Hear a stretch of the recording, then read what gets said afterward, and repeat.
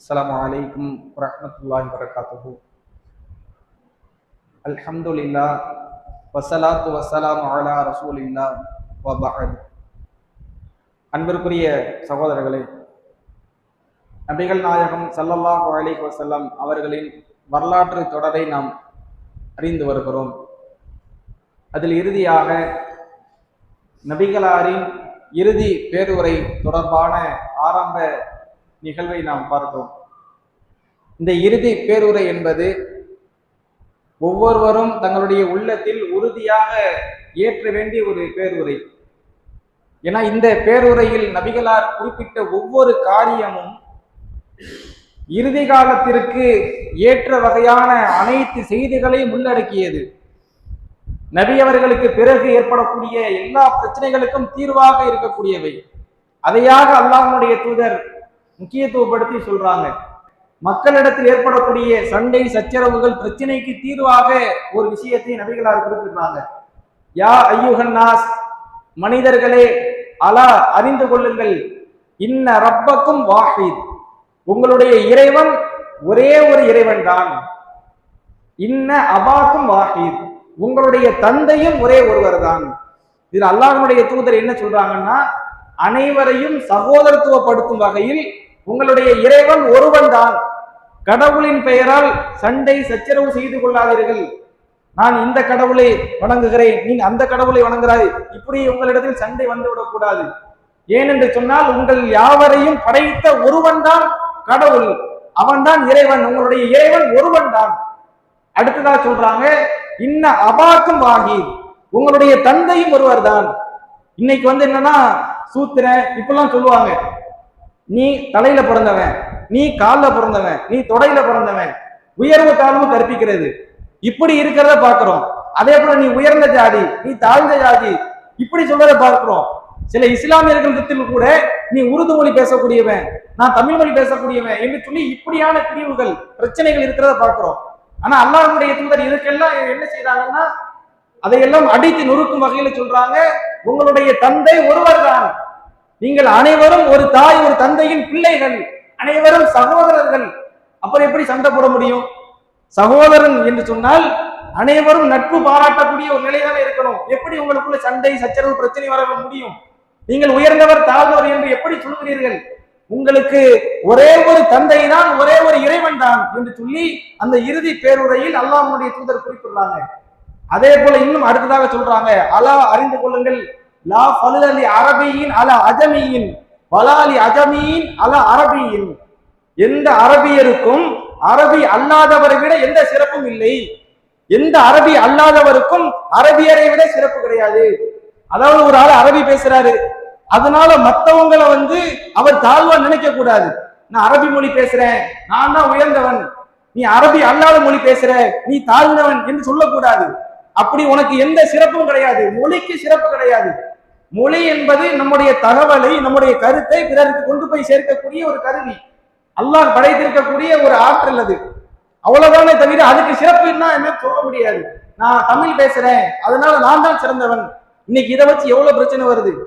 தண்ணி தர மாட்டேங்கிறாங்க, எதுக்கு? நான் வேற மொழி, நீ வேற மொழி.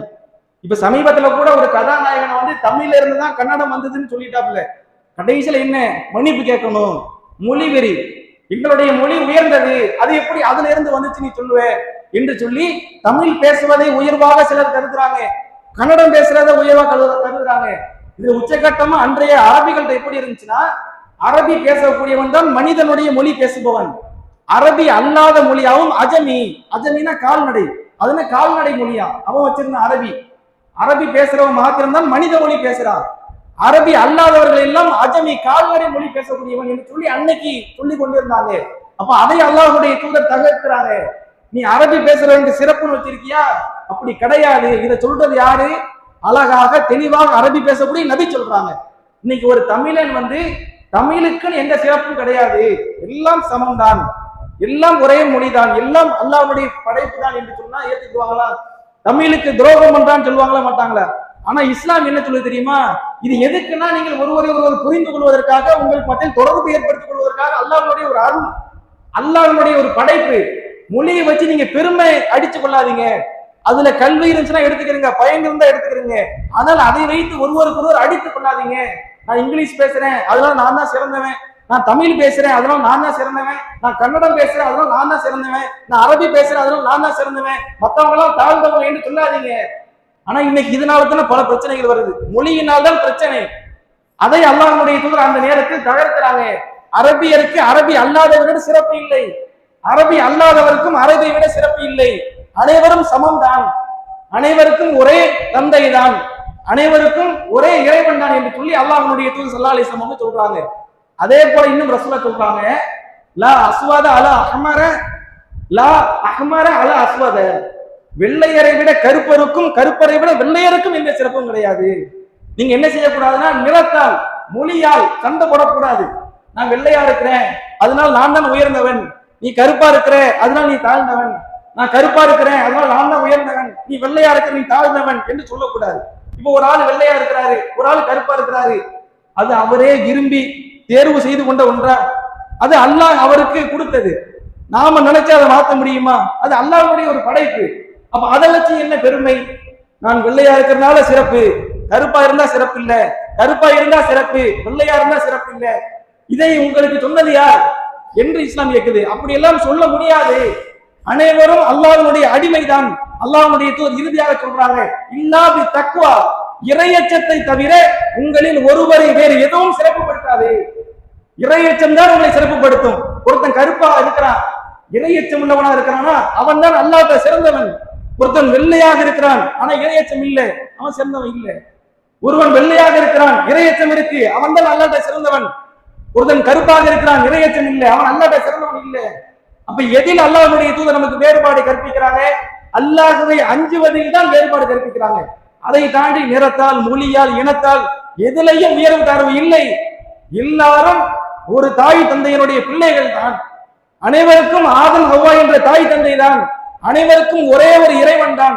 இதை வச்சு சண்டை போடாதீங்க, இதை வச்சு பிரச்சனை பண்ணாதீங்க, இதை வச்சு பிரிவினை ஆகாதீங்க என்று சொல்லி இன்றைக்கு நம் சமூகத்தில் எது மிகப்பெரிய பிரச்சனையாக இருக்கிறதோ அதற்கு இஸ்லாம் மிக அழகாக தீர்வு சொல்லுது. இன்னைக்கு இதுக்கு தீர்வு யாரால சொல்ல முடியுதா? எவ்வளவோ கொள்கை கோட்பாடுகள் இருக்கட்டும், அரசாங்கம் இருக்கட்டும், இதுக்கெல்லாம் தீர்வு சொல்ல முடியல. அவ்வளவு கொடூரமான நிலைகளை தான் பார்க்கிறோம். இப்ப ஓரளவு கொஞ்சம் குறைஞ்சுக்கிட்டு வருது. மொழியால் இனத்தால் அடிச்சு கொண்டும் பிரச்சனை செய்து கொண்டும் இருக்கிற பார்க்கிறோம். சமீபத்துல முன்னாடிலாம் நிறைய பார்த்திருப்போம். எந்த அளவுக்குன்னா, ஒரு கருப்பினத்தை சார்ந்த ஒரு பெண்மணியினுடைய நிழல் வெள்ளை நிறத்தில் உள்ள ஒரு பெண்மணி மேல பட்டுருச்சான், அதனால அடிச்சு கொலை பண்றான். எதுக்கு கொலை செய்யறான்? கருப்பினத்தை சார்ந்தவருடைய நிழல் வெள்ளை நிறத்துல உள்ள ஒரு பெண்மணி மேல பட்டுருச்சு, இதுக்காண்டி கொலை. அப்ப இதுக்கு என்ன காரணம்? நான் உயர்ந்தவன் நீ தாழ்ந்தவன் இப்படின்னு சொல்றதுன காரணம்.